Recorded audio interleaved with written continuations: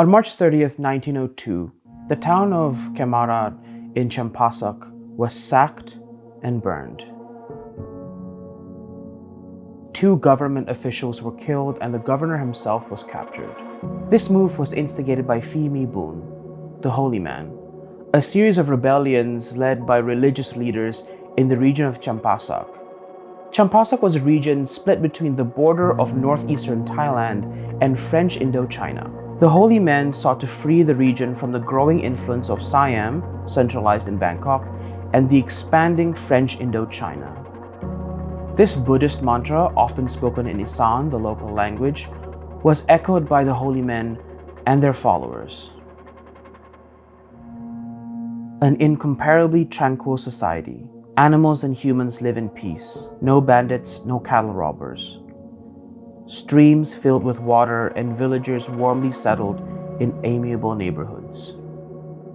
But the tranquil society they dreamed of would never come to pass. Siam swiftly dispatched their forces, who were assisted by 200 Vietnamese riflemen. 5 days later, the Holy Men, while pausing to meditate and gather their forces, were met by the Siam and French troops. Under withering rifle and cannon fire, the rebels were cut down. The records differ, but somewhere between 200 and 300 were killed, while 150 were captured. The rest melted into the Laotian jungle. The surviving members, as well as other Holy Men, would continue this insurgency for another 30 years, until finally ending in 1936, when one of their last leaders, Ong Komandam, was killed by the French. But this is not a history that is taught in Thai schools. And the records of the Holy Man's rebellion and their exploits were only kept through word of mouth, through poetry and ballads in the Isan language. But as Central Thai language entrenched itself as the official language of the government, the Isan language waned.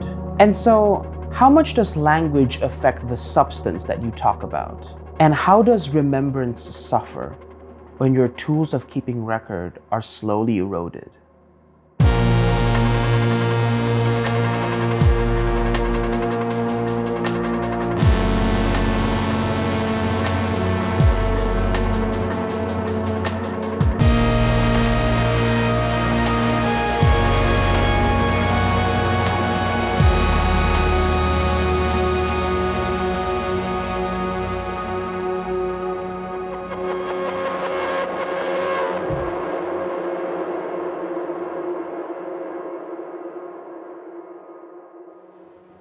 Let me address something first.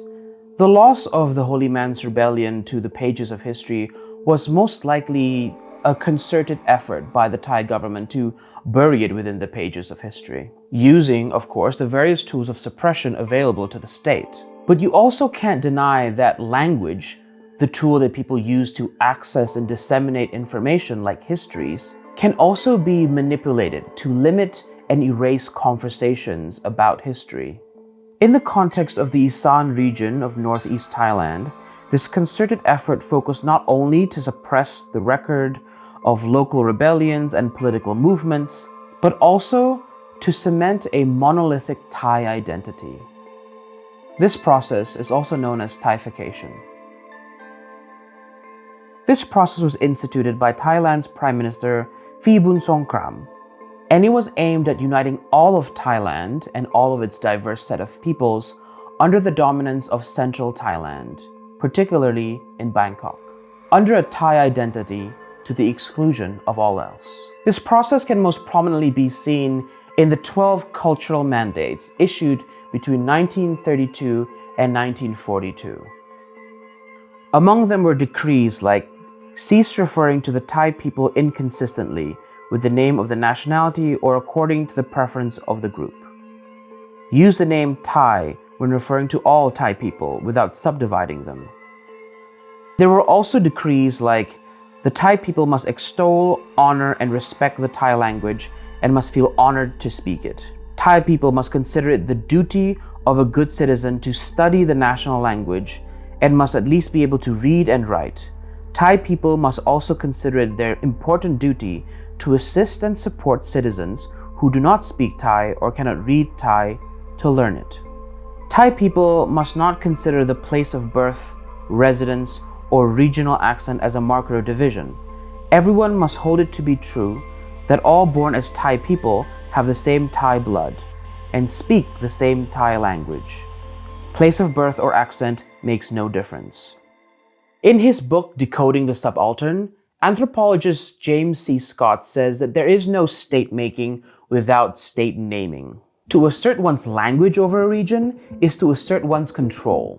To remake a place into one that is legible by a seat of power is to make that place, and therefore the peoples within it, accessible to that seat of power. Therefore, the standardization of language is a way for outsiders to gain access into the impenetrable rural and local.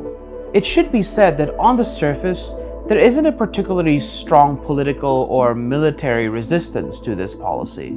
In fact, the lack of a strong regional or political or ethnic movement in Isan has been the subject of many researchers' study. In his 2019 paper, Proud to be Thai, The Puzzling Absence of Ethnicity-Based Political Cleavages in Northeastern Thailand, Jacob Ricks observed that people in Northeastern Thailand have a strong connection to Thai national identity.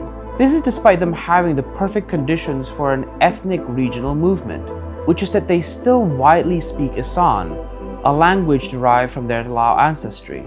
In his surveys, interviewees repeatedly made efforts to highlight their Thainess over their Isanness. And speaking Isan was something to be done in the confines of private life, within informal gatherings or family gatherings.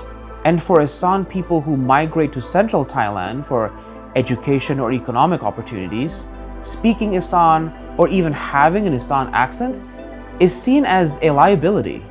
They would often be seen as coming from poor rural areas and are looked down upon and even ridiculed. And Isan politicians would often speak Central Thai to avoid being seen as stoking ethnic divisions.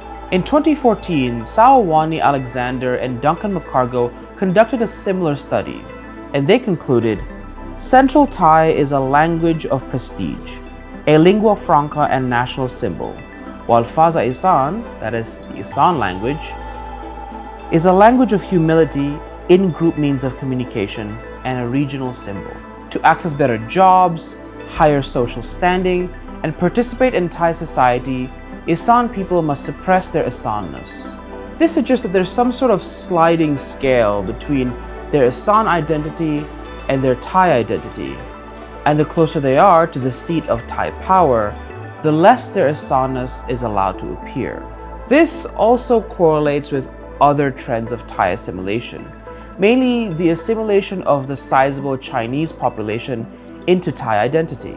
Because Thainess sits at the top of the social strata, other identities become secondary identities. And when those identities become more apparent, they are socially sanctioned.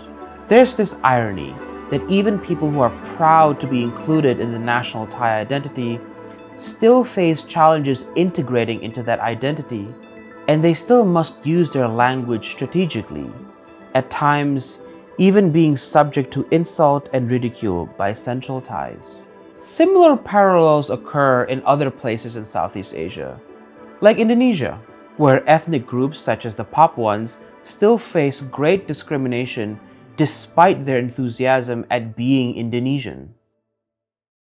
So while this phenomenon isn't racially or ethnically exclusive, unlike other colonialist or ethno-nationalist projects, there still exists a hierarchy of identities that one must negotiate. The Isan language isn't dead or dying. There are, after all, still 18 million speakers in Thailand alone. Overall, this reality is subsumed by the political and cultural dominance of Central Thais. There are many ways to discuss record-keeping and newsmaking in Thailand, and to an extent, the rest of Southeast Asia. You can also look at it as a political struggle, with outlets that echo the voices of establishment politicians getting preferential treatment, while outlets who side with opposition politics have many run-ins with the law. But in this video, I wanted to explore the historical angle of newsmaking, looking at how historical and cultural legacies of colonialism impact the news that we make today, looking at how historical and cultural policies influence the news that comes out of Thailand to this day. While there's a larger conversation to be had about how the adoption and enforcement of a certain Thai identity impacts society at large, today I wanted to specifically talk about how it affects newsmaking in rural Thailand. How media workers today are still dealing with the colonial legacies of yesterday. Because, in a way, the tools of record keeping are also the tools of expression.